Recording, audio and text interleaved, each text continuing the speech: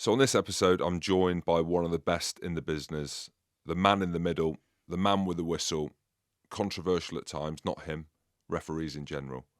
Give us something to speak about every week. It's the great, the wonderful Luke Pearce.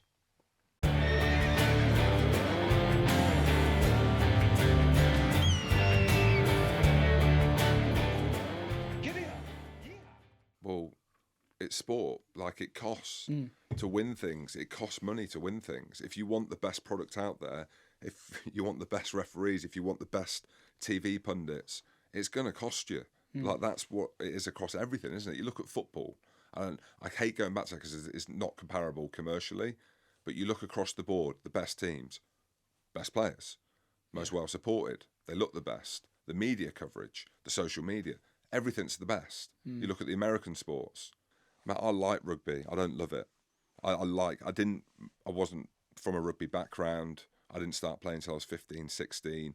I loved the lads. I loved the people. And then the more I grew and the more I developed as a person, and we travelled more, and I looked at other sports, like Hard Knocks was the big thing that got me into it because of the NFL. I don't know if you ever watched Hard Knocks. Yeah. Behind the scenes, the college stuff, the story, the drama.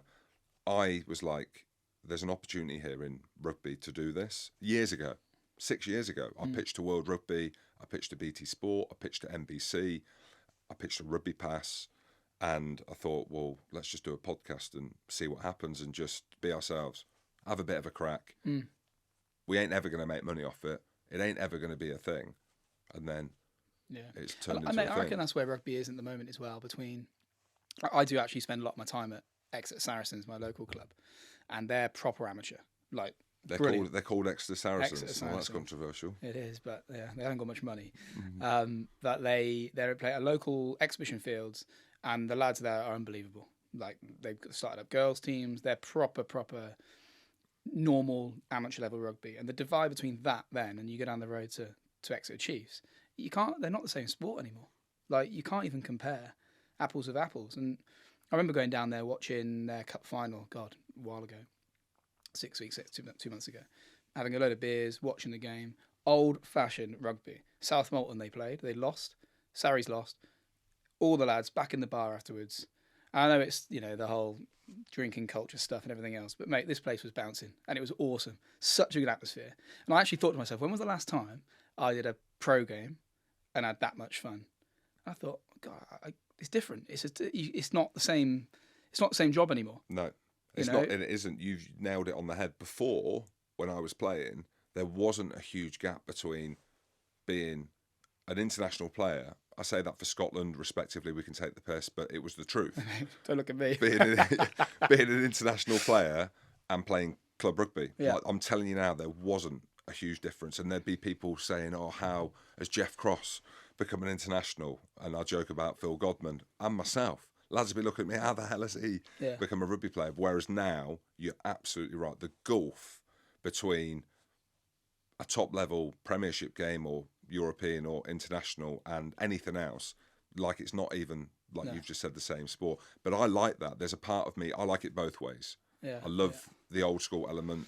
I think that is what rugby is, the values, inclusivity, and that must live. But in order for the game to grow, unfortunately, and we'll get into our conversation around some of the characters that are coming out and the attitudes around that, the social media part to that, the opinionated part to that, the divisiveness around that, all these things in the pot is the only way the game is going to grow. Do you know what I mean? Like, as in good or bad, because of the time we live in. The only reason I got a job as a professional ref is because it's a professional league. Like, you're not naive enough to think that if there wasn't money in the game, referees are normally the last to be thought of in terms of, you go playing, you go coaching, stadiums, infrastructure, and then they're like, actually, we need some decent refs to make the league, and then of course then refs turn professional. But if they want money in it, mate, I wouldn't be doing this job for 12 years.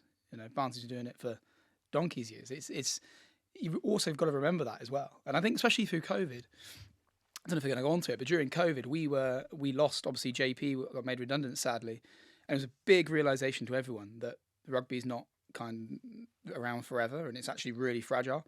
And we actually took back a little bit, took stock, and thought, right, we've got to get back to actually enjoying it and doing it and getting and realizing how lucky we are to be doing it. And it's the old cliche in it, like you're so lucky to do what you do. But sometimes you got to look back and go, bloody hell! Like on a Monday morning, you're traveling to Twickenham and running them down the pitch. People are actually in normal jobs in offices, chasing targets. It's different work, but sometimes you got to take stock a little bit. Even this weekend, going to do Canada v Spain, and you could easily look at it and go, okay, well, I want to be doing New Zealand v Ireland, of course. Why are you not? Mate, someone else's decision. But just for this weekend, I got to make sure that I give that game my all, enjoy it, and because Canada v Spain, that's still the biggest game that these two teams are going to play. And if you rock up with the wrong attitude, then you're going to be really bit in the backside. And then, of course, the next week, then I've got to do the World Cup qualifier in USA Chile, and again, the ticket on the end of that is for these guys to go to the World Cup. So it's huge, and you've always got to kind of look back and go, actually, I'm really going to enjoy this trip. I'm going to make the most of it, give it my all, and then see what happens come Rugby Championship in next month. That's a great mindset to have, but for the listeners here, and we probably wouldn't get many refs in here because Goody and a little bit myself, you have to talk about it. You are the talking point after every game. It's the easy one to point anything in the conversation. It's the easy out. But we're talking now, and there's a June series going on, and you look at the profile of all the referees, and we can maybe get into the season you felt you've had. You said that obviously you don't make the decision on the games that you do. So who is that then? What puts you into the pot to be able to ref the top games? It's quite transparent now. To be fair, we've got Joël Juge, who's the big boss, and then board of selectors. There's about 4 or 5 selectors then who pick and choose how referees perform or don't perform, and it is very thorough. It's a pretty transparent system, and then obviously with 4 windows of internationals leading into 2023 next year, I think there's 17 of us now in contention, and they're taking 12 rest of the World Cup. So they're being quite open and honest. And within that, everyone's got to get a decent opportunity to do well. You can't just flog the same horses every single week. And then, so we get told probably with about 3 or 4 weeks notice of each window where we're going to go. So we're now waiting for Rugby Championship stuff to come out, and that will obviously ramp up between now, Rugby Championship, November, Six Nations will be the cut-off. And then in March, April, then the squad will get announced 2023. So it's a bloody transparent system, to be fair to World Rugby, and that's where it's got way better. Like in years gone by, you would never know where you were. It was just down on your name's on the team sheet or not. So at least there is a lot of openness now. Of course, refereeing subjectivity, isn't it? That's how it's based. You might think someone does brilliantly, Jim, and I might think that it's so good, and you'll never remove that in any form from rugby, I think, because somebody might have a different view on a performance just based on what they feel or what they think. And we got a lot more stats now, a lot more data. But you know what? You just got to keep doing what you're good at and what think you got there in the first place. And it's so easy these days. Imagine in playing as well, but in refereeing with all the crap that comes your way. And we'll go on to some of the stuff that there is. It's so easy to sway the way you actually referee in your style. So simple. Because you think, God, I didn't get that right last week. Got to change that. But normally, if you just stick to what you're pretty good at, what you're fundamentally good at, with the odd tweak here and there, then you shouldn't go too far wrong. But it's pretty hard to do that when you're getting conflicting views from coaches, from supporters, from players. And of course, as the season heats up, you only get more and more of that. How hard is that? Like, you must have to be razor sharp and so confident to be able to try and ignore them external factors, because I just gave one line and said, as people in the media, and I know that you and some of the guys will listen to the podcast maybe for a laugh as opposed to any insight, but you've got that, you're on social media, your old man who used to ref back in the day. Back when it was fun. Media, from reading, and I don't know whether you consume media. So you obviously go and do a Romania-Italy game, right? And that's in the shadows of the June series. So I imagine naturally, yes, the game is still huge. It's huge for them players, like you've just said. But naturally for you, there's no media to consume around that. Whereas, which makes it a little bit nicer. Yeah, that's what I mean. So it must be nicer. Yeah, because 100%. then every decision that you make isn't going to be critiqued. No disrespect to Romania and Italy because of the profile. But how hard is it if you're doing these games? And here's an example. Let me give you an example. So I thought in the first test of the All Blacks Ireland game, Carl Dixon, up to 1 point, which we can talk about as well, was having a really good game. So I thought, I'm going to test the water here before I interview Luke, just to see. Put out a tweet, Carl Dixon's having a good game, not sarcastic, in brackets. Because I've given him a bit of shit. People are giving him a bit of shit. There's a reason why he's in that place now you've just said, because they'll want to look at him to see if he's got the tools, if he's got the ability to referee at the highest level as it goes forward, even though that is the highest level. 100 comments, all abusive. I say all abusive. 9 out of 10, 99% of them were all derogatory, right? And that is social media. We know that. How do you as referees not see that? And that must have an influence. If you're reading that, like you must, as a player, I didn't have social media as a player at the start. You read the comments, and that's you every week, every single week. Every comment you read or every decision you make in the eyes of the public is wrong. Yeah, it is bloody hard. And I think one thing you got to do is just have a system in place to deal with, to start with. For example, game day. I make sure that my team and I don't look at our phones from when we go in the changing room. Phones are away. We do half time. Clearly, phones are away. End of the game, no phones until we decide how we think that game has gone. Because normally, like playing, you walk off the pitch and you know, good, bad, or ugly, or you think, shit, that's the instance we're going to be discussing after the game. You know, I came off the semi-final at Sarri's Quins game. Oh, sorry, I made a comment about that. Just touch on that. Go on. Flustered, wasn't you? Did I say flustered? I can understand why. Not that I'm sensitive. But I come off that pitch and I know straight away the discussion points will be around those 4 cards. Straight away. Because you're honest. You know what the deal is. Of course, then you got the social media element. If you want to be on it, you got to brace yourself for the shit that comes your way as well. And I think the balance that we're struggling with in refereeing at the moment is having a profile, doing this kind of stuff, making people realise that we're I think decent people and accessible, and we're normal human beings that are just trying to do the best job as we can. You know, and you take Carl's example. There's no reason why Carl should get a load of shit from that New Zealand Ireland game. He's good enough. He's doing a tier 1 game involving 2 of the biggest countries in the world. You know, there's no surprise. You know, we work our nuts off to get those games and to get to that level. And then to hear some of the derogatory stuff is just, you know, people I don't think realise the amount of work that goes involved to be appointed to those games, let alone actually do it and carry out a decent performance, which Carl did, I think. So yeah, it is hard. I'd be lying if I said I didn't get consumed by it from time to time, because I think those people who say, well, I just don't look at it, you need to have a strategy and not how to look at it, because it's too easy. I pick my phone up, you know, and after a game, I can always tell how good or bad it's been. Mum will send me a message saying, you know, oh, well done, love. You had a great game. Great game. She'll always say it. It's brilliant. Whereas my old man will be far more honest and say, not bad, but, you know, think that could have been a red. Or you think, oh, God, here we go. And then, of course, it rumbles on. And I think the hardest part of social media now, mate, is you can finish a game. You can think the game's gone great. And then on a Monday and Tuesday, things then pop up. An attacker will pop up on social media and people go, oh, what about this? And you think, for God's sake, like, there's how many tackles in a game? 200, 300? Massive collisions. There's lineouts, there's scrums and everything. And we're pinpointing 1 or 2 things. And that's the biggest change and shift in refereeing now, is that you can do 85, 90 minutes of hard graft. And actually people only care about one thing.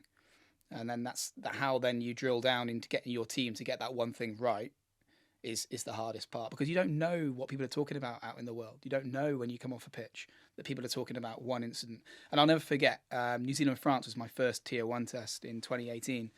And I come off the game, it's 50 points to 20 odd. I thought, brilliant, happy days. Family are in the stands and a few beers. And then the next day I thought, hang on a minute, I'm getting a bit of flack here. And it was all about the high tackle, which I gave her a yellow, which was soft and wrong against France. And then, of course, the New Zealand hit, which left a guy really injured when his skull on the French guy on the hooker on the floor. And then I was getting so much grief for it. And I thought, my God. Like, grief in what way? As in on Twitter? Yeah, well, everything. You know, New Zealand are being favoured, which is, referees sorry, it's rubbish. Like we just referee a game as we see it. Some teams are brilliant, some are on their day, and some teams are not so good on their day. And some, you know, you look at the Premiership. There are teams that are of the All Black kind of nature playing in the Premiership, and we don't say that about them. But how you then embrace and deal with it is the really hard part. And that was my first experience. And when my family flew home on the Monday, and I was then stuck in New Zealand, and I was running touch in the Test 2 and Test 3. I'll never forget Johnny Lacey, who is an old Irish ref. He's now one of the coaches. He was fantastic. He told me on day one when we flew down to New Zealand, he's on the third test. He's like, Luke, I'm not gonna socialise much. I'm gonna train hard, early nights. He realised that I was in the shit on that Monday morning, and I thought, God, family are gone. I'm getting a load of grief. Is this the end? Like, I've done one game. I got no idea whether I'm going to be picked again. And he was fantastic. Took me straight out. Parents went, wife went home, and he said, right, come on, down the bar. Straight down the bar, a couple of pints, out for a bite to eat. And the whole week was just making sure that I'm okay. And one of the things that we now do, and of course you get a bit older and a bit more mature, is that you then do that to the next lads and girls coming through, because you know that the heat's coming their way. And especially in these big games at the moment, you've only got to look at weekend one with cards, no cards, tries, no tries. I mean, we're only on the week 1 of July. The World Cup's still 15 months away. I mean, what's the World Cup going to be like? And how we do that, and touch wood, I'll be at the World Cup. But we spoke in our camp 2 weeks ago when the refs met, pre-July camp. How are we actually going to carry out that World Cup? Because wherever you go in France, people are going to know who the refs are. And starting with the France-New Zealand game on the first game of the opening of the World Cup, if something happens in that game, that we're in for it for the next 8 weeks. So how we're going to carry out, how are we going to do social media? How are we going to pass comment to each other? How are we going to deal with the press and the media? Should something go wrong or should something be good? Do we just go out and be reactive when something happens when it's wrong? You look at the World Cup in 2019, and that's possibly what happened. That first 3 or 4 days, there were a few contentious decisions, and all of a sudden we're not performing, and that gets announced to the world. And you're like, hang on, this can't be right. There's got to be a better way of managing both ways. And by doing this kind of stuff, and we bang up to, Conor O'Shea's really a big driver of trying to get us into the media, not to be celebrities, not to do anything like that, but to just be upfront and honest. Because, and I come back to my point, people can slag us off as much as they want. If someone just says, look, I got the wrong decision, I've got it wrong. If people want to keep going at me and saying that I'm useless and I'm shit, that's fine. Like, you're an idiot. Because normal, nice people, once you put your hands up and say, look, yeah, I didn't get that quite right, people will say, yeah, fair enough. Let's just try and get it better next time. Because it's putting the person behind the referee, but you do, because you wouldn't tweet after a game and say, "Oh, I was flustered in the Saracens Quins game," which I can understand why anyone would have been, and that wasn't a reflection on you as a ref, who we've said is one of the best refs around. It's a reflection on the occasion of the game, and also something that we can get into. The new interpretations around mitigation, all these different things, which is an ever-changing landscape for you. But when you talk about these things, are things in place already? Because if after a game, so say you end up doing the France-New Zealand game first up, I don't know, there's a Scott Barrett incident that we saw against Omani that's not been picked up but did the rounds on social media, almost went viral. Carl Dix said, how has he had a good game when there's been a counter-up, whereas 2 years ago, that might have been a yellow card or even a red card, whereas now, for whatever reason, there's been a shift. And then that's you in that moment. One of the questions I want to ask is, would you want to tweet after? Do you feel like, you, as referees, there could potentially be a forum to be interviewed?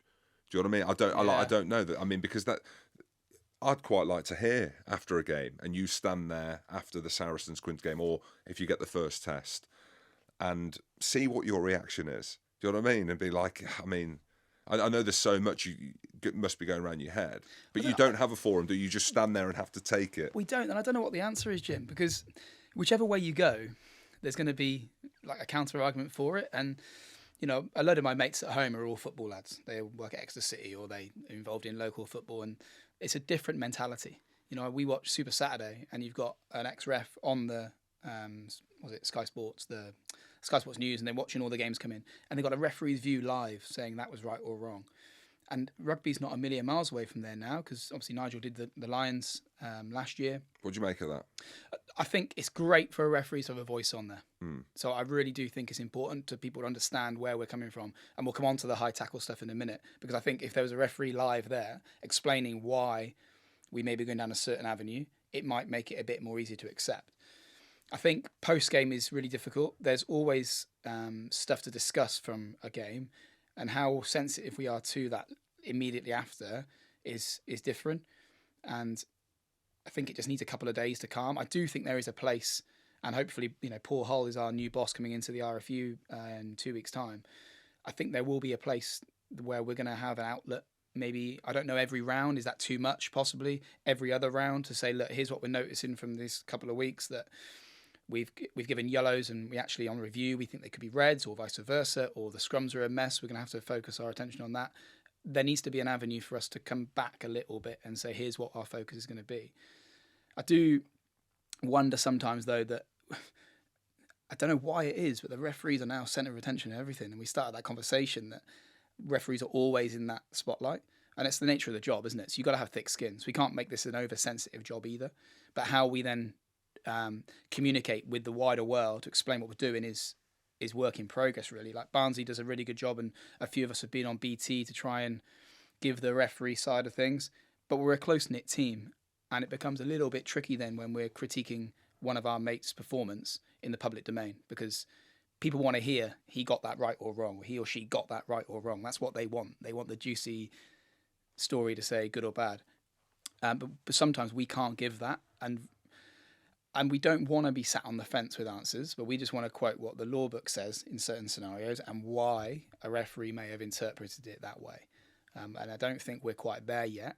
It's something that will change. Clearly will have to change in the next few years, because you've only got to look at social media this weekend. It can't continue this way of continually slamming people after every single fixture, because people are just going to give up. People will just walk away from it, is my fear. You've got to have thick skin, of course you have, but there's only so much dealing with real shit that you can deal with for how many years you're in this job for. Because it's not even online. I remember chatting to JP Doyle, and the natural thing to do, even at a game, I'll give you an example. So I went to a Scotland international this past Six Nations. So crowds back in. I was there with my lad. We were in the nosebleed seats at the back, man of the people, right? So sat there. I wanted to go and experience it properly. I didn't want the corporate stuff with my lad. Like, I wanted to be out there in the masses. And I knew there was a shift in the way that rugby was being consumed, and the relationship between fans and the values and the referee. So we're at the back, right? I'm obviously well versed in understanding the game of rugby, right? Arguably. But I'm looking at the game unfold, and I can see it so superficially. I couldn't tell you if there was hands in the ruck. I couldn't tell you if a scrum's gone down. I couldn't even tell you if there was forward pass. We were that far back. And we got the real kind of experience. And there's this one guy with his family, fucking this, fucking ref, fucking idiot, going ballistic, right, at the referee. And I remember I was there. Craig Chalmers was a few seats back, where he stood up, and I don't think anyone knew him, bless him, Craig Chalmers, stood up and was like, you need to pipe down. Like, what are you doing here? And this guy was so angry at the referee. And I'm thinking, I can't see what's going on. I don't even know what you're talking about. He's going home, and his whole relationship and experience of that game is how bad the ref was. I don't even know who the ref was. I can't remember. That's the irony, innit? It might have been a Frenchman. That's the irony at all. Like, and I go back to that point about rugby being two different sports now, amateur and professional. When we finish games now at the top end, very, very rarely will you go out for a drink with the lads or the girls afterwards, because you don't know what's coming your way. And the last time I did it, it was actually rare. Munster Toulouse in the quarterfinal this year, went to penalties. So I'm not in the firing line, because it's decided by penalty shootout. Did you know what was going on completely? I had no idea. Come full time and extra time, I was just speechless, gone. My head was blown. But when we went to penalty shootout, and it was a great occasion and all that, we walked back from the Aviva back to our hotel.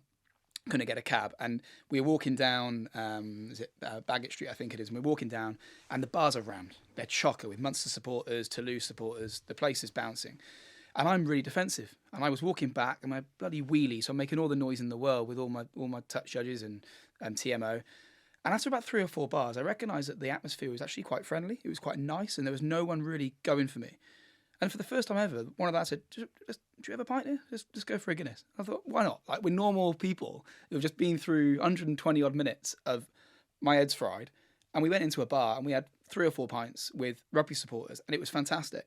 And I actually got the love of that back again. But normally, you're either in the car in the Premiership and you're driving back, or you're straight to the hotel. you know, you might watch another game like this weekend. There's so much rugby on. You just flick another game on, have a bite to eat, have a few drinks.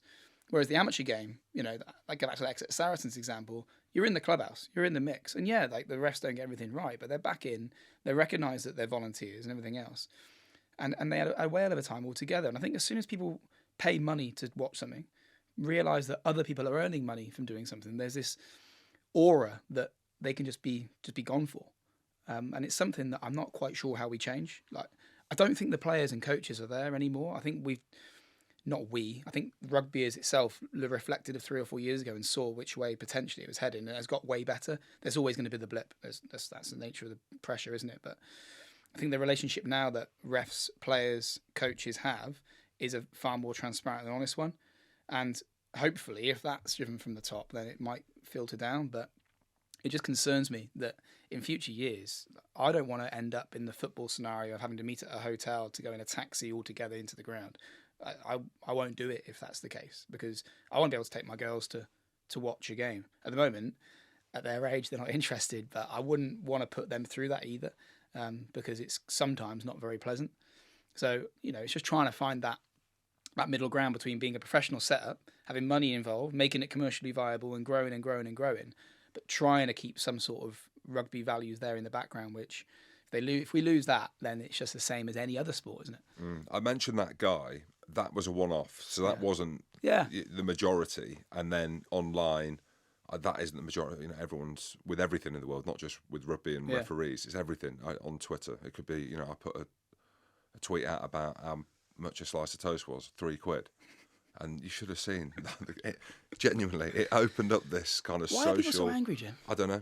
Like, why are people so? I don't think they are though. This is comes back to my point. I think, like your experience after the Munster-Toulouse game, I think we think they are angry, but I don't think, especially at rugby, and I'll ask you about any kind of bad experience personally, you'll get 1 out of 100, you know, that will say something to your face, which I've had. I remember playing against England and we lost 23-0, and I went out in Edinburgh incognito. And how did that go? Well, I looked $1 million. I had a leather jacket on. My mates, Mikovskins, had their pleather jackets on. And the majority of people asking for photos, disappointed about the game. But there was one out of maybe the 20 people that were speaking to me, face painted, running down his face. He's got his kilt on. He's like, "You're a fucking disgrace, mate." Like, he's like got the bollocks to be able to say it to my face about how he's paid £100 for his ticket, and causing this big scene in this bar to the point where people's camera phones are now out. I'm thinking social media following is going to blow up here. I'm easy. To the point where I'm starting to get a bit of red mist, and the police turn up and there's this big kind of, it became something that was nothing. Do you know what I mean? Yeah. But that never really happened. That was rare that it happens. But I think the vast majority of people, would love to see you come and have a drink in the bar, and wouldn't have the bollocks necessarily to say, "Oh, what about that?" Have you had that? Have you had people stop you? Is that why you say that, or are you looking at the social and maybe second guessing yourself it's probably more the latter, Jim. It's more the social stuff. One thing that was really lovely, and we'll touch on individual games, I'm sure, but that Sarries Quins game, beautiful sunny day, red hot, 1 o'clock kickoff, plastic pitch, like melting, and afterwards we hung around for a pint, and it's the first time I've done it at Sarries because there was a band playing behind the sticks, and we had a couple of beers, and so, like genuine rugby fans, I was in the queue just, you know, buying 3 or 4 pints for the team, and someone said, "Oh, are you buying those?" I was like, "Yeah, of course I am." Like, he said, "Oh, let me buy you a beer." Like, you can't be in a rugby club and the ref buy your own pint. I thought, bloody hell, like, it's 12 years in this job, and that's the first time that a fan's done that.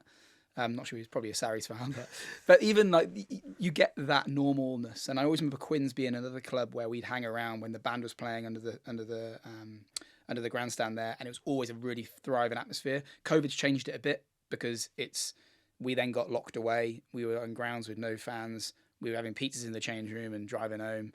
And we're just trying to get that back a bit now, you know, like going into clubhouses and being more human and actually enjoying the rugby environment. And I think we just got to get a balance between accepting what people are saying on here and your phone and slagging you off, and going, right, I know that I've done a good job there, or I know that this will be the talking point. Right, tools down, have a bite to eat, relax, and then we'll deal with that on Sunday and Monday. But how you do that in this pressure world of selection and big games and World Cups coming up, and you've only got to see the coaches now are starting to also follow similar that mold in making comments and everything else. So the pressure is ramping up, and it's how you keep that level playing field is pretty tricky. On that process with the coaches, and then as a referee reviewing the game, so a couple of things that I want to know about. When can the coaches come back and say, what about this? What about that? You know, like Rassie did the big thing on Nick Berry, which again, from a media standpoint, we enjoyed. Obviously, Nick Berry didn't enjoy, and it affected him massively. Can absolutely see why. And in hindsight, isn't the way to go forward, because we're talking about a person here. We're not talking about a referee, for all the things that you've just said. So at what point can they formally go through? Because obviously the game isn't finished and that's it, you move on to the next. You're going to have to go through mentally, emotionally, physically, a couple of days of debrief before you look forward. When do they come in? And then also, as referees and your bosses, like, do they grade you after the game? Do they say, you know, this is the report, you know, you were 7 out of 10, or you missed this? Because you're going to miss a load of stuff.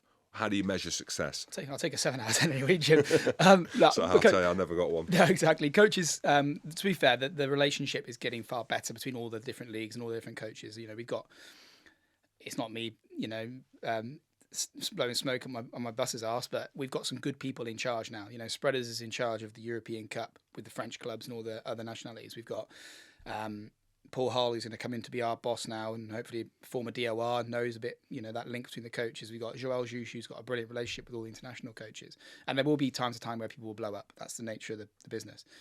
One thing that we do, I think we do well, is our pre-match conversations with coaches. So I'll meet with the coaches on a Thursday or a Friday before weekend in the international world, have a chat, have a cup of coffee, see what's what, any big ticket things that I've noticed from them or vice versa. And then post-game, then the coaches will send clips in through whoever the boss is in the respective league. And, you know, we're trying to make sure that we're not just, if teams lose, they're sending in this clips in. So the European Cup, for example, Spreaders is limited to 8 clips. Because really, there shouldn't be more than 3-4 big ticket items that are in disagreement. Because there will always be the odd tackle where people go, which way will that go? You know, is that a release? Was that a release from the tackler? And that will always be the rugby debate. So we're trying to get that in place, and I think it's quite good now that coaches send their views in. One thing that I've taken a while and a few years to get mature at, Jim, is actually not being so defensive every time they send stuff in, because some of the stuff is really valuable. But when you come off a big pressure game and you then get a losing coach getting stuck in, your barriers are straight up. Well, mine certainly were. And one thing I noticed when I was reviewing a game on a Sunday or Monday, I'd watch it and be defending some decisions which were wrong. But because my attack on it was, well, I've got to be defensive here because I'm trying to protect what I'm doing. Well, that's just bollocks, because people can see it's wrong, irrelevant. So you may as well just say that I didn't quite see this tackle right, didn't quite get this card right. Here's what I need to do next time to get that process better. And like I said at the start, with the supporters having a pop, if a coach has a point and is right, well, we may as well just tell them, yeah, look, fair enough. We pick up the phone. We must have got good relationships now with coaches in the Premiership, especially. Emails, you know, people got zoomed out, didn't they? They got bored of emails and texts and WhatsApps and everything else. We just pick up the phone now, because most people are very different over a phone conversation than they are behind an email, me included. And I think you have that ability to have a conversation with someone. It's far easier to kill any animosity, get rid of any kind of atmosphere that's negative, and just say, look, yeah, I got that wrong, or I didn't quite see it like that, and we still don't see it like that, but I'll put it to other refs and I'll let you know what the view is. And most decent people, and I say we're talking almost all of the coaches, really, to be fair, almost all will respect that pretty well. Of course, we've had it slightly easier this year in the Premiership because no relegation, and that will always take that edge off a little bit. When that comes back, that whole heat of the battle regarding who finishes bottom is huge, you know, possibly more so than the top because of the consequences financially on the club. So we're not aware that that's not going to come back again. So yeah, we'll see what happens when that comes back. Do you have to say sorry or not? I mean, because sorry is a big word, isn't it? Of course. We discussed that last week when we were in Dubai at this referee camp, because Steve Hansen came to talk to us as a former, you know, World Cup winning coach, and he was brilliant. He said, look, we don't want sometimes the whole email why something happened. We just want to know, was it right or wrong? And it's not about sorry. It's not about, you know, we don't expect players to apologise when they knock the ball on. We don't expect players to apologise when they make a mistake of a high tackle. Exactly. It's just you get some things wrong. And I don't think the word sorry is required most of the time. It just needs honesty and transparency and saying, yeah, I didn't see it that way. Clearly I did on the day because I gave that. But now, watching it on the telly, I don't see it that way. So, yep, got it wrong. And you've just got to trust that your ability and your confidence and everything else which follows suit of a good human being and a good ref and a good player or a coach is that one bad decision doesn't ruin your whole career. You know, if you make a wrong decision in every single game, then you might have a few issues, but there's nothing wrong with just saying, yep, didn't see it that way. And next time I need to try and put this in place. You know, I got a good example from that Romania-Italy game on the weekend. I'm watching a red card, which when I watch it back on the telly, to me is a clear red card. I watch it on the big screen, I don't see it that way. I'm thinking it's a yellow because I can't see him hit him in the head. Well, my TMO, a French TMO, did really well of saying, no, Luke, have a look again, mate. He's hit him straight in the head. Well, you know, if I give that as a yellow, then that's the wrong decision. But you just need to have that trust in your people around you, in that environment you set up. And it's like any job, innit, Jim? That you reap what you sow in terms of building your team and building relationships. And people will want to help you if you build that right atmosphere. And that's one thing in refereeing that people don't see is the camaraderie. It's a single man's job, as in you're on your own out there. But the help that you get from the outside, from the TMO especially, is you can't do without it. No one's good enough anymore to do this job on their own. Well, you can see that, and I think having you here to explain the process of the TMO is hugely valuable because you can see there's a frustration, even in the media. I might have said something before, but I don't. If I did, I don't mean it now because I think the TMO is so valuable. I almost think, right, you shouldn't name the TMO and you should let him make them huge decisions. I know that it's a completely different shift because you are the ref. I only say that in rugby because there are so many grey areas, right?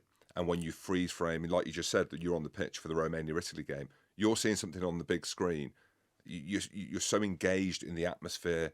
Like, you know, imagine a World Cup final, right? And you're talking about millimeters, right? That is going to change the landscape of, I don't know, let's say Scotland were in the final, and you know this decision that you're about to make is the difference between Scotland winning a World Cup and them all becoming legends and changing the face and the culture of Scotland as a country.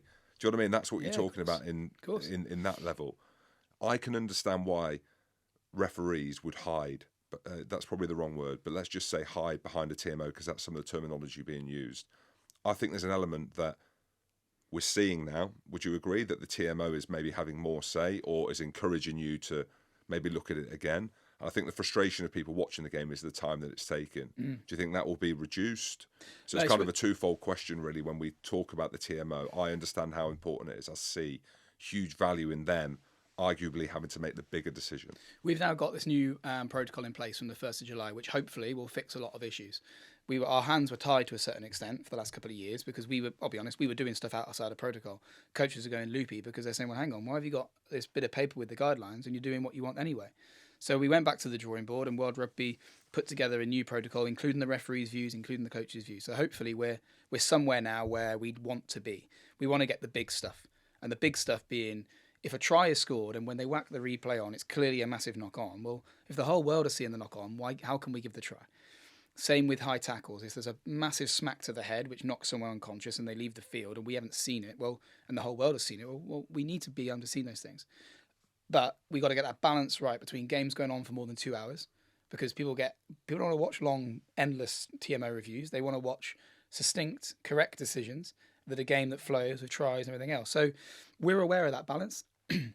Where we got to try and get better is when things end up on the screen. First of all, why they end up on the screen. So TMOs and directors have a really big role to play in saying, no, we need to get this on to the referee's attention. Because we've all seen around the world that there will be certain things that will end up on screens and certain things that won't. I'm not saying that's directors' faults. I'm not saying that's TMO's faults. I'll say it's direct. I'll say if you're playing away from home, that's what happens. Yeah, but that's as a referee. I can talk for the person in the middle. That's out of our hands.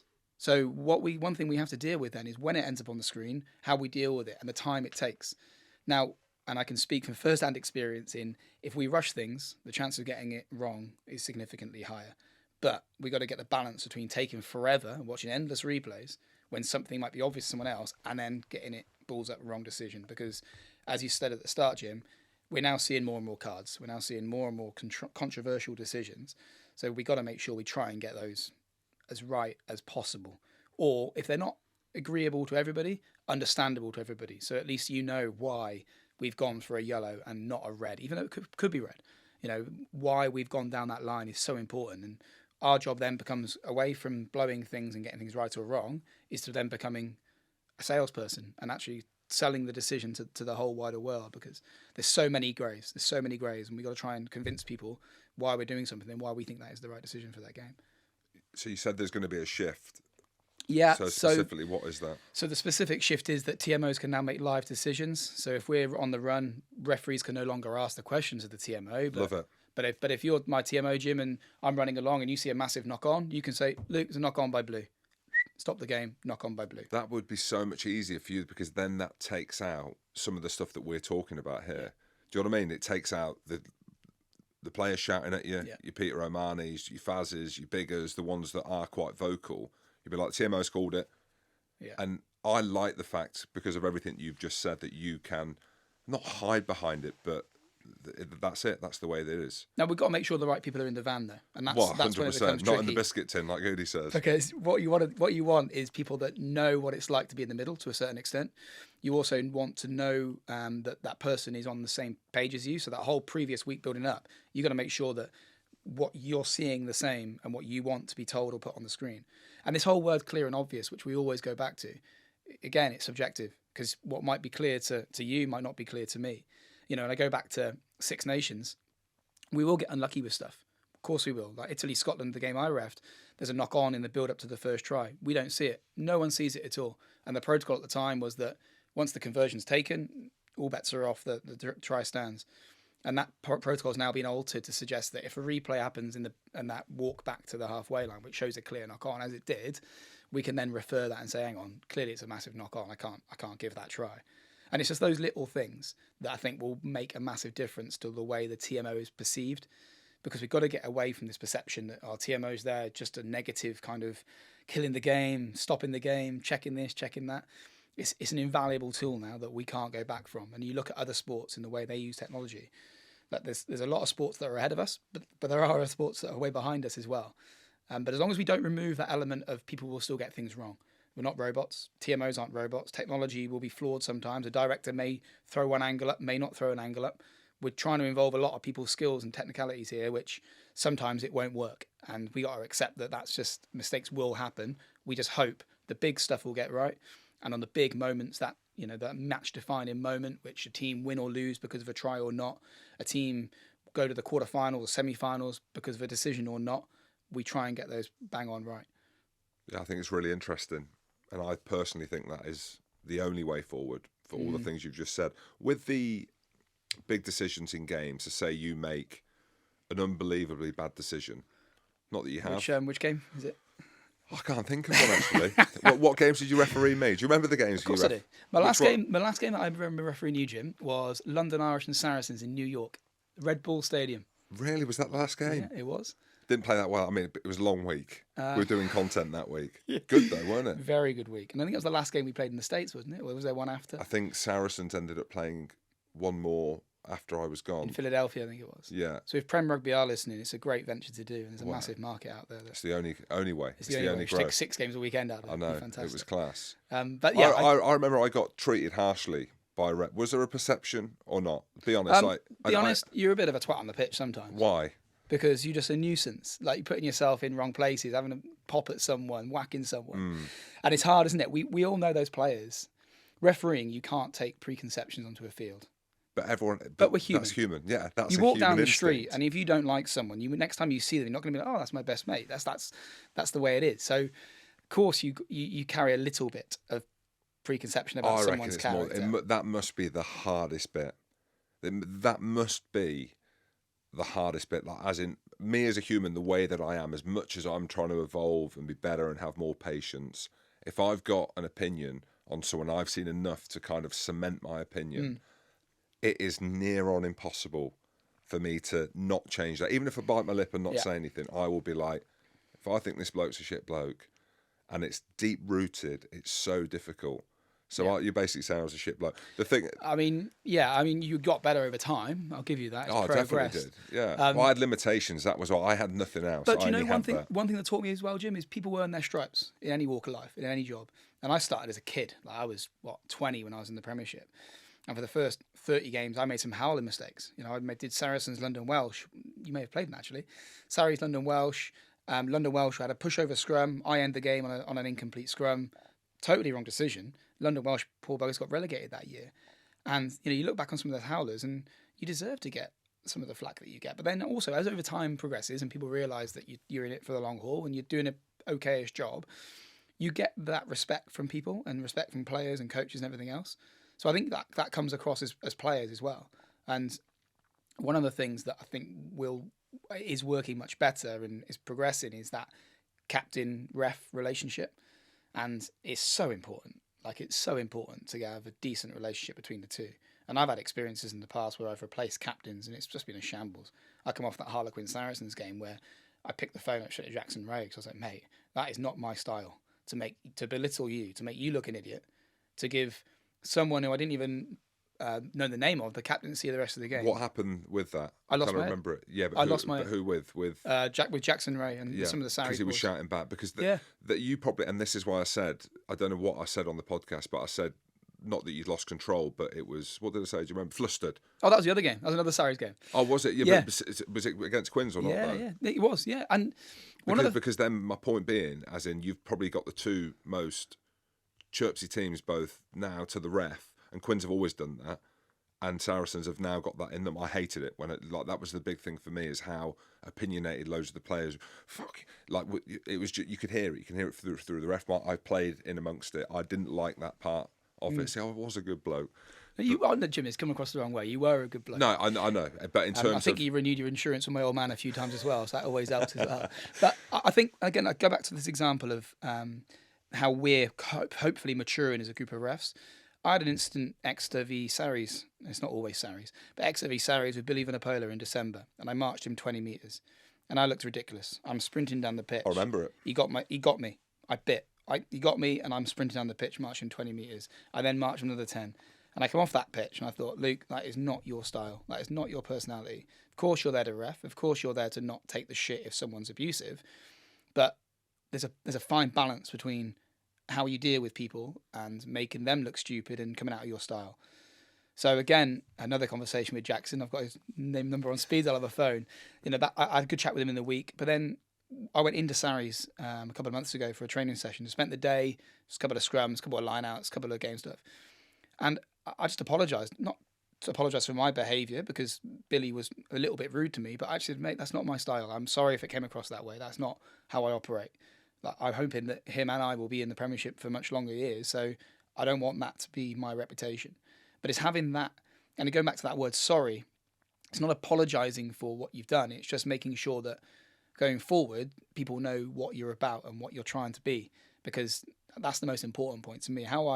Where I end up going in my career, what I end up doing, I've done a lot of things that I'm very proud of. One of the things that when I finish refereeing in, 10, 12 years, I want to look back and people go, yeah, Luke, yeah, decent bloke, give his best, didn't get it always right, but did his best, did really well at it and is now finishing. What I don't want to look back is fall out of rugby and be like, oh yeah, God, that guy, what a dick he was. Great ref, shit bloke. Yeah. Because I don't want to be remembered as that. That's one of the things that a lot of the players who are now coming to their end of their careers and finishing, the good guys, the good people, and you'll always rock up and you'll see them at grounds. And I think that's one thing that's special in rugby is that there aren't that many shit blokes around. There aren't. There's always one or two. That's and like any walk of life, isn't it? But there's not that many around. And the longer you're in it, the more you get exposed to that and the more you see it. Absolutely. Well, that is it, isn't it? I toy with myself. Sounds dodge that. I mess around with my own mind, right? Yeah. Having watched the Jordan doc, right? Everyone spoke about that, The Last Dance, and how good that was. And you wonder whether Michael Jordan was a decent bloke or not. Obviously, he was an unbelievable player. And, Jacques Berger always said something to me, and I think he might have even said it to the team, when people ask him about his experiences and stuff like that. And I've kind of just piggybacked what he said, but it is true and it's deep-rooted.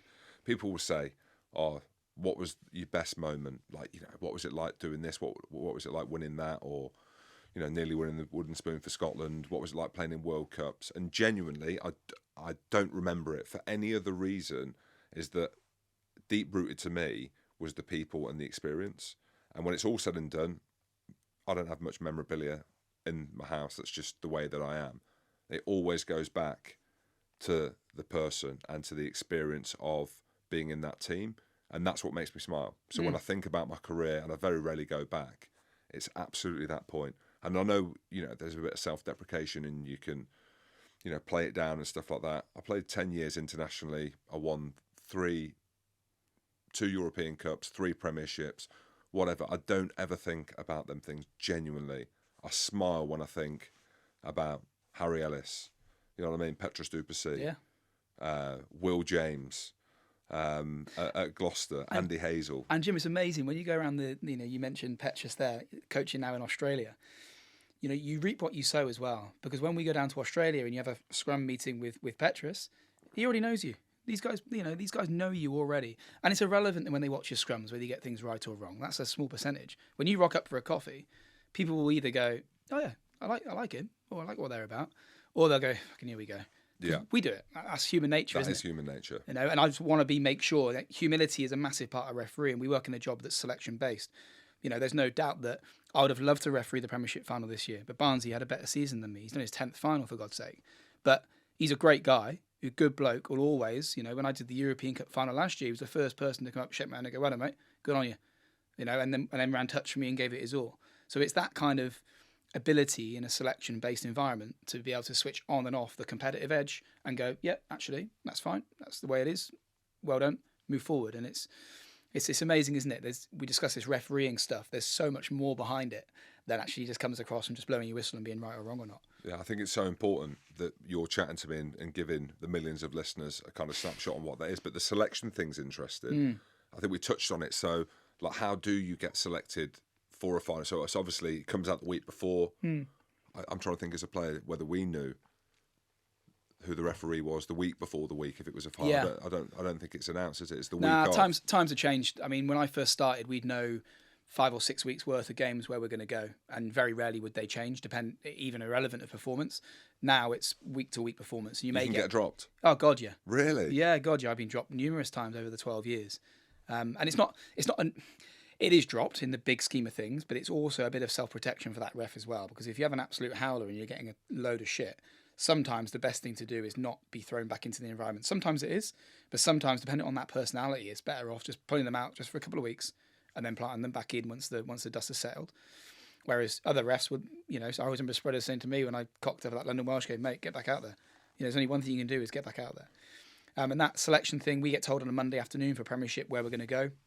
And that's confirmed by the management group. And it's, again, it's subjective. Again, it's based on data and stats from that previous week. So it's a pretty thorough system. But it's selection, and people will pick and choose who they feel is the right person for that job.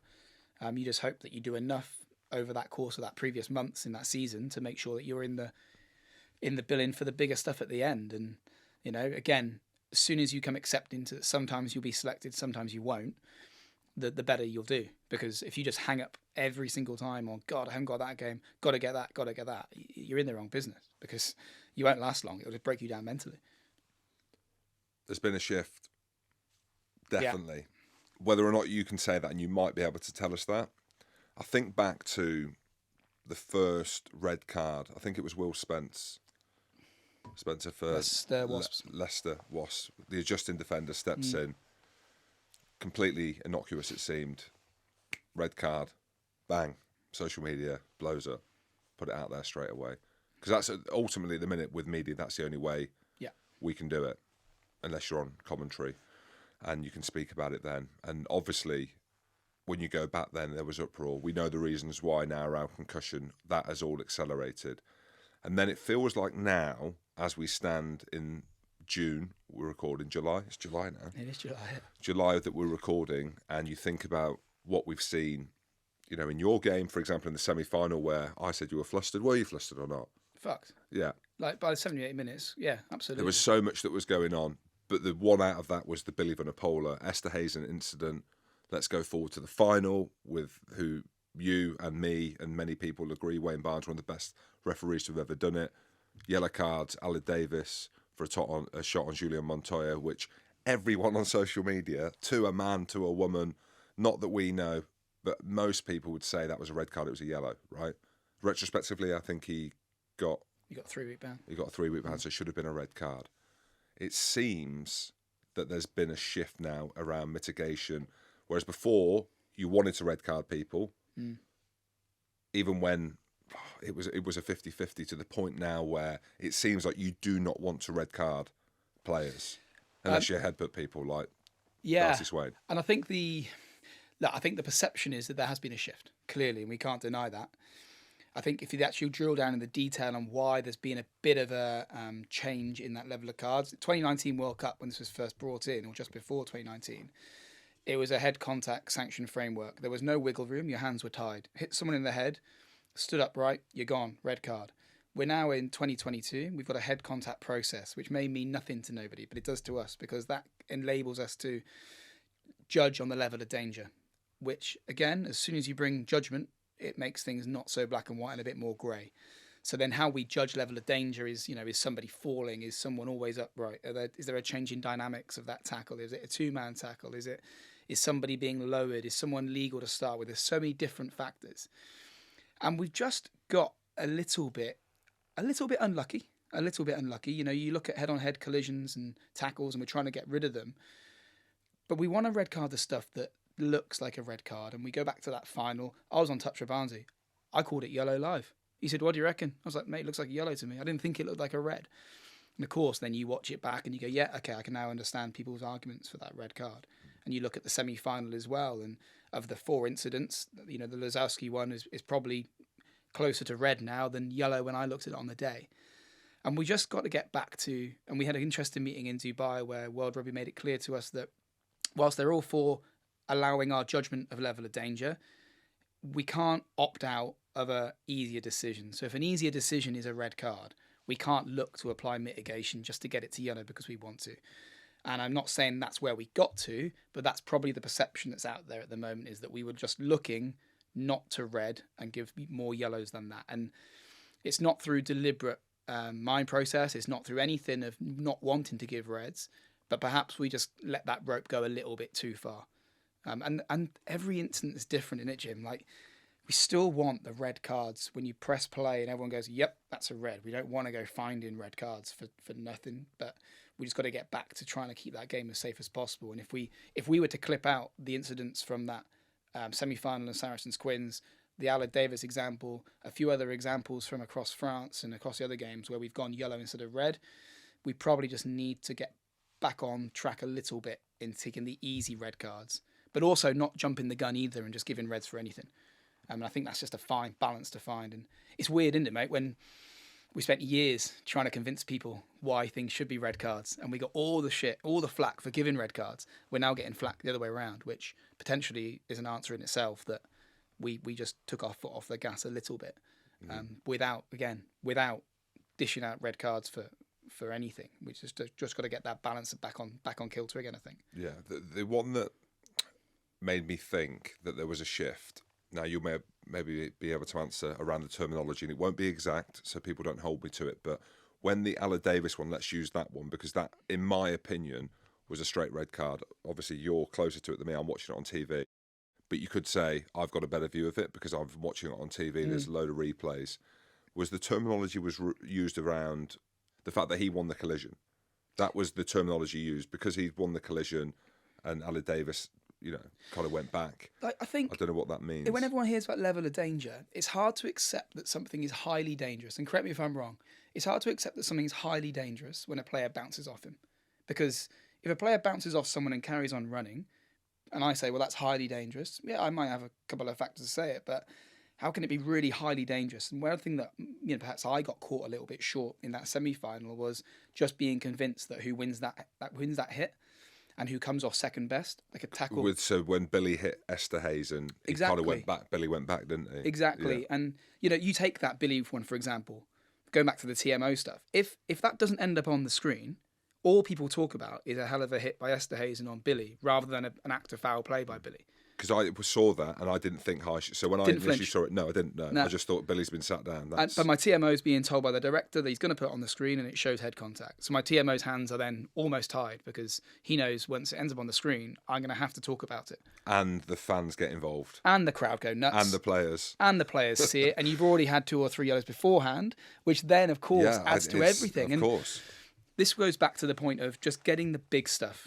Always the big stuff. What's hard, though, is we don't have commentary in our ears when we're in the middle. We don't know what people are talking about. Contradictory to what everyone thinks, our TMOs in the Premiership turn the commentary off in the van. So all they're doing is concentrating on what they think is. I was going to ask that. Genuinely? Yeah, promise you. It just seems like the way that the timing works with that when Austin picks something up. And we've got to get away from that. Like, one thing, don't get me wrong, the commentators are fantastic at what they do. They're brilliant. And they add a lot of insight and expertise into how we referee as well. Week in, week out, they'll pop messages through on asking questions. But we're also the best at what we do in the Premiership, and we've got to trust our level of judgment, not just off what popular opinion may be. And of course, hopefully, a lot of things will carry over and agreement in both camps, but there will be times where we will think something is X and they will think Y. And or as long as we trust our processes behind why we do it, we can back it up and go with it. And it is. I mean, we've really worked hard on that this season in trying to just trust our own judgment and trust our process and that the people we got in the van are the right people to do the job. But you'll always end up with scenarios in rugby where things will end up on screens and then you have to deal with it. And this is the only issue about a framework, about a head contact framework, because if there is head contact, we've still got a bit of wiggle room about is there foul play or not. But it's judgmental, and it's, there are judgments, and my judgment may be different to yours. And all we try and bang on about with our TMOs is just work off facts. So if you hit me really hard in the head, my TMO is going to say, Luke, you're going to watch number 4, Saris, hit them a 12 with his shoulder to the head. Okay, show me that. 12, are you? Show me that. Wow, I'm backing myself here, aren't I? I'm no Esterhazy, but stick it on the screen, then put it on the screen, and then it's my job then to interpret how bad I think it is. So all the facts. Do we have head contact? Yeah. Is it foul play? Yeah, I do see it as foul play because you're upright and I'm 2'4". Whacks me in the head. Okay, so what level of danger? And then that's down to me. And my level of danger is how I interpret it and how I explain it. Contradicting that as a TMO is really tricky to do because just because you think you thought that Aled Davison was red on the day, I thought yellow on the day. Clearly, I'm probably in the camp of being wrong. But how you challenge that just based off judgment is really, really difficult. Whereas if you just stick to facts, hopefully we get to the right conclusion, but occasionally we will end up on a different page. And it's just trying to get those about right. Because, of course, they're big moments, aren't they? And they take attention to the whole game, and we end up on the screen, and we don't particularly want to be. But people now expect decisions to be made on these kind of tackles, and it just makes life a bit trickier in what is already a hard enough role as it is. I was going to mention about how hard the role is. The players coming up screaming at you now is becoming more and more. Almost seems like a fashionable thing to do. And if one player does it, another player does it. And there was an element, and there is an element of that kind of football thing. Obviously, you've still got complete control, which is great in rugby. How difficult is that when you've got these testosterone-fueled big men? Mate, it's a balance of everything, isn't it? Because you want passion in the game. You want people, cup finals are cup finals for a reason. They're the biggest games, and you want to be in the middle of doing them. You don't want to be oversensitive to people being emotive, but there's a line that you don't want to be crossed either. And how you get that there or thereabouts right is really tricky. Because you go hard too early, you end up binning people and red carding people. You set your bar and your threshold very, very high. And again, it's trying not to be centre of attention, but trying to also keep that game values element in it as well. And we're not naive enough to know that if we let all this go at the top end, you go to Exeter Saracens and someone there is going to give the referee a boatload of grief because they're seeing it on the telly. So we have an ounce of responsibility. I'm hoping it's getting better. I think in the Premiership, we've tried to be stronger on it. It's not always the case that we sanction it, but hopefully we're getting to a stage where players know it's not acceptable. Well, I think it's good what you did with Billy. I think that is the only way. And listen, I don't disagree with the fact that he was rude, so he got marked 10. What I mean is my demeanour of how I carried out. Yeah, your emotion. He clipped me. You know when someone gets to you and you just gone. And how you carry yourself out in this industry is so important. I always remember Chris White, who's our boss, saying you're like a swan above water. You look absolutely fine above water. Fine. Underneath, your legs are going like that because you don't know what's happening. Your head's gone. But you're just trying to keep everything kind of normal. You're trying to act as if you're absolutely not under pressure, even though the world might be watching a decision, and you know that. So it's all about those little things. But going back to that values bit, it's just so important that we keep hammering home that importance of that relationship. But not just players to us, we got to earn that back as well. And I think we as refs work hard on that relationship with players, because if we do that, we can't be held responsible then for how a player reacts to us. If we're rude to somebody, you're going to expect 10 barrels back, because that's the way the world works in any walk of life. So you've got to make sure that relationship is a two-way street, not just expecting respect for nothing. Alan Roland, I remember, that's his name, isn't it? It is, yeah. Oh, hated him. I'm going to say he hated me. Rollins, it's not me saying it. That is Jim saying it. No, he would not engage. He would not engage with me. Is he Irish, right? Yeah. I make sure it's the right man. He hated me. Did you like engaging refs? As in referees who engage back? Loved it. For me, especially as I matured, I felt like it was so important to have a relationship with referees. I think for me, the number one, because then you trust them. Yeah. Even if it's blind trust. I love Barnesy, yourself, Spreaders, when I was a young lad coming through. Dave Pearce, Dave Pearce actually red carded me twice, I think. Yeah. And yellow carded me more than any other ref, but I enjoyed him. He did the game at London Irish. He did. We had a scrap. My legacy. On the wall there. It wasn't just any scrap. It was the biggest scrap Stu ever. Terridge, who's now a TMO, was the touch judge that day, threw his flag in. If you see the clip on YouTube, and I think he got pushed over at some point. Well, the way the story goes is apparently he broke his arm and had 3 plates put in. Compensation this week, mate, be fine. Oh, I mean, that's when rugby was like that. I love referees that you could have a chat with and engage. Yeah. So I wanted to ask about a couple of law changes that you potentially would want. I don't know whether you're allowed to share that. One of the big things that I speak about, which as a player I absolutely loved, but as a spectator now, and speaking frankly, whether or not you say it or not, I think the general consensus is people want to see less scrums, because there can be a free-for-all. They're obviously one of the most difficult part of the game to referee, because there's so much going on. So, line-out drives, when they're held up, if you like. Now, I know that part of the game more than any part of the game. That counter-rucking and charge down, that was my super skill, as I like to say. But the mauling part of the game and the held up in the tackle, and then it goes to a scrum. Yeah. I would, as a spectator and a commentator, I would change that, because when that happens, slows the game down, it's a scrum. Is there anything where you're looking at it and be like, this is... my big one, and not great. I don't have any credibility to change laws. I'm not, it's well above my pay grade. But when I give a free kick at the scrum, for a team to opt for another scrum, it sucks the life out of that decision. I've made a decision to go, especially when it's against the putting in team, because people expect the ball to come back for that team putting in. You go against and think, brilliant, I've got it right, bang, blow your whistle. Everyone walks away, and then the captain goes, another scrum, please, ref. And then everyone comes back towards you, and it sucks like 2 or 3 minutes. So I'd love to see something different there. But again, a scrum coach will just counteract me. I think one of the great changes, and people will also throw arguments back, is that goal line dropout. I think it's a really good. You like it? I love it. Even as an Exeter man? Yeah, well, I live in Exeter. Yeah, you're not an Exeter Exeter man. Saracens in my team, not Chiefs, sadly.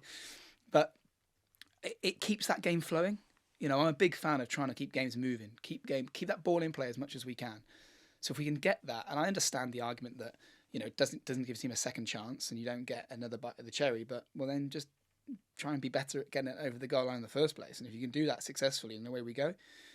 But also you get the ball back in play, and hopefully the team who have been held up get the ball back anyway. And it's only going to be a maximum of 50 metres if someone can boot it that far. So I really like that change. The 50-22 is good, eh? 50-22 is great, but you try and remember it, mate.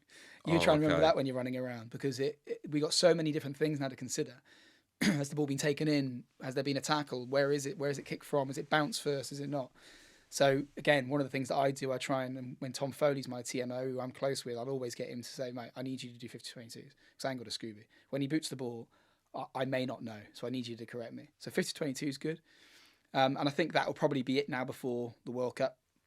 Obviously, there's a couple of trials now coming in with the water breaks, which is interesting, which is actually quite a good step forward. I think that not allowing water carriers to come on and off as they want every stoppage, having 2 designated stoppages per half. Is that because of Rassi?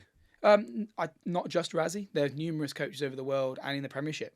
We were just getting too much crap. We were getting too much flack, too much too many stoppages and too many people running on with instructions. Like, I don't know how teams operate, how you did when you were playing, Jim, but you train all week. There's no real reason then to stop the game every 3-4 minutes because a player's getting his ankle taped up and coming on with messages and more messages. Like, let everyone just get on with their job. And of course, there's interludes then at 15 minutes, 30 minutes ish where you can get messages on, but let's just get the game going and flowing, and hopefully it makes it a bit of a better spectacle to watch. There's nothing worse than when you're in a game where teams just constantly sending a player down, and we get it all the time now where players are saying, well, come on, you can see nothing's wrong with him. Well, I can see that, but I'm not a doctor or a physio, and I'm not going to tell someone to get up and get on with it and then break their neck in a scrum. Yeah, especially now. That's just not going to happen, and that puts us in a really tricky position.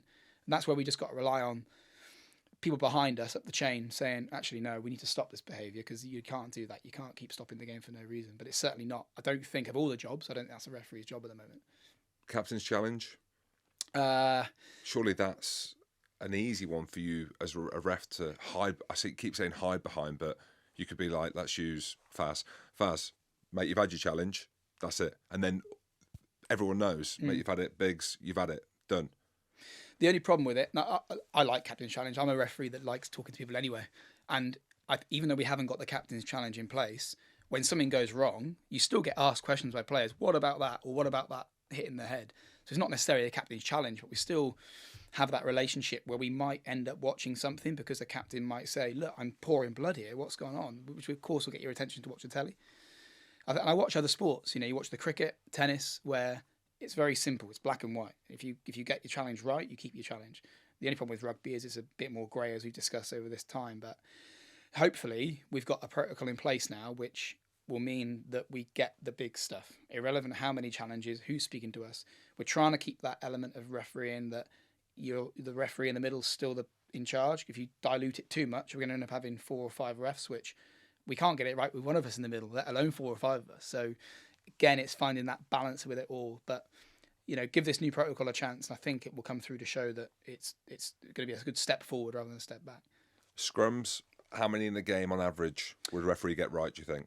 Get right, or how many scrums are? Well, there must be a general, because when you look at it, they are, you listen to David Flatman, he knows it inside out. Well, Flats is my scrum coach, so I use him as my scrum guru. But even I will disagree on him on some stuff, and he will disagree with World Rugby scrum coach sometimes on certain clips, and that's what we work in scrums, isn't it? All we aim to do, or certainly what I aim to do, is if we're going to turn that ball over, then there can't be debate and there can't be argument, because that's a massive decision to go from. If we give a free kick or a penalty to the team putting the ball in, then of course it's still a big moment, but people expect that team to get the ball back. When you turn that ball over is when you end up getting the grief, and we can't get those wrong. If we get those wrong, we're in real bother. But I think scrums are moving, touch wood, in a better place and a better direction. We're getting a better attitude from players. I think the break foot from the hookers will see more scrums completed and more stability and a better height. But as much as I know about scrums is certainly not up there with expert scrum coaches, and we're always trying to get better and trying to improve those and getting the ball back in play. Really, is there a percentage though, or not, that getting across right? The board, getting right where everyone would be like, look, if we get one wrong a game, then you won't be shot at. But you don't aim to get one wrong a game. You aim to get 100% correct. But there will always be a debate, because don't forget, on a scrum call we get a split moment to make a decision about a loose head or a tight head. And we were trying to watch a break foot, a tight head's feet, a bind, the loose head shape, their back, height. So, of course, there'll be moments where you make a snap decision. And when you watch it back, you go, oh, yeah, actually, there's a good argument for number 1 getting that wrong rather than number 3. It's impossible. The scrum's an impossible one. But what isn't impossible is the bloody feed. Why is that not being picked up now? Because if we get more ball in play and more scrums at a better height, and then that comes back onto our radar, we can then referee the feed of the scrum. At the moment, our priority is getting that ball in the scrum, keeping it safe, keeping it up, and getting the ball back in play. Of course, if they really take the piss, then we can't ignore it. But the line out more at the moment, our focus is shifted line out to more now on basics. Throwing's got to be straight. But we've gone down the line of allowing so much on the outside arm and just get on with it. So our focus is coming back onto that. But there is so many things on the law book and on the agenda which we could make a focus. If we do that, we're going to end up with 50 stoppages a game, 40 penalties, tons of scrums, and we go back to that commercial element. Nobody wants to pay to watch that. Great answer, because that is absolutely it. So I know the answer, but I just needed you to tell the listeners And that that is the case. we're not there to provide entertainment. We're there to referee a law book with an understanding that it needs to be a decent game. And you can't. Some games are just hard and aren't very entertaining, and we just got to roll our sleeves up and referee them. But there are other games which you can make more entertaining, and it's getting that balance between refereeing the law book and also knowing that there's so many laws and going, no, I'm just not going to apply that one right now because of this. Is that why when New Zealand fly into the breakdown like torpedoes, that it's just happening so quick? Don't know what you mean. And that's the hard part about it, is picking the ones that we need to get right. Because with, like, I go back to that comment at the start, 200-300 tackles a game, you're going to have 100 odd rucks a game. There's going to be a boatload of penalties if someone to look at a law book and say, well, they can't do that. And headshots, as Head in hits. arms tucked in rucks. And that's why I love the fact, and we're in agreement on the TMO's influence. I think it is so important for people to understand when they're listening to you and listening to other people and watching a game of rugby, that as much as they want to celebrate the tribe, well, they get to celebrate it twice. Yeah. So and I think it takes off all the pressure that we're talking about, that you're having to deal with, the women coming into the game that naturally they're going to have to deal with, which is great to see that they're taking that leap and having the confidence to do that, that you've got a TMO there that can arguably look after them big decisions. Just quickly then, some of the lads that you work with, tell me some of the characters. So we know you're a good lad, like we've heard you chat, people listen to the podcast. Who else is in the refereeing group that are good lads, that are good characters? Mate, hand on heart, we've got a really good bunch now. We've always had a good bunch. Refs, we're a unique kind of clique that you got to be a bit odd to want to be a ref, and you end up falling into it, not by design but just by accident. Got a good bunch. We've got with Barnsley, who's still there, who's making sure that we're all on the straight and narrow. But he's bringing his missus Polly to everything. Is she running the show or not? No, no comment. No, Polly's great fun. Could probably drink us all under the table on a trip away. Oh, good on her. But they're all a good bunch. We've got a really good kind of mixture now of experience between those who of us, like me, have been in a job 12 years. I started as a young kid in it, and I'm now progressing to be one of the more senior people in our team, along with Matt Carley. We've got different characters. Christoph's great fun. Looks like he's 12, but he's been in the job for a little while now, but will always be there or thereabouts. And we've got a good social element. One of the things we're trying to do now is just become, on a Monday night at Twickenham, is step away from our work mode and actually enjoy each other's company a bit more. Because when we're in the heat of battle, you need your mates who know you inside out to go, he needs my help. Tom Foley and I travel from the southwest every Monday together. He knows I don't have to brief him as my TMO anymore, because he knows from my body language when he needs to come into me and when he doesn't, because he can see how I'm reacting. Tempo lives up in Liverpool. We'll always add that. Why is he living in Liverpool? Oh, play rugby up there. We did a live show up there. There's about 4 people that turned up. But he's always in the mix. He's great fun. Sarah, obviously in Exeter as well. She's our leader from the women's side of stuff and getting the Premiership. So we've got a really good blend now. How we keep progressing is the hardest part, because, sounding cliche, if we all just stand still at the moment, we're just going to not go any further. And we got 4 of us competing for that World Cup spot. We got Christoph competing to run touch of the World Cup. We've got 2 or 3 TMOs competing for World Cups. And how you keep that team atmosphere whilst competing against each other is a unique kind of twist. But I think we're striking that balance about right at the moment, and rewarding performance and also making sure that people are working for each other as well and not just flying solo.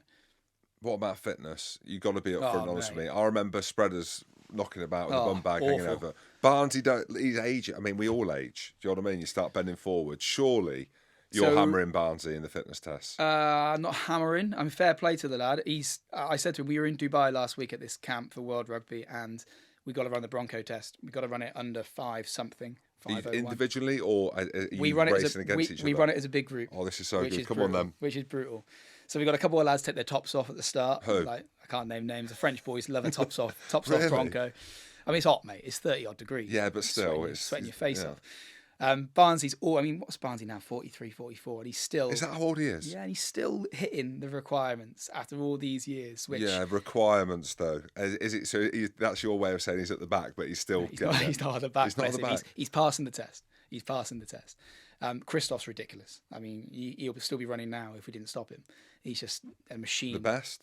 Oh, easily. Yeah, Really? he's running Okay. a 4-minute 12 or something Bronco, which is obscene.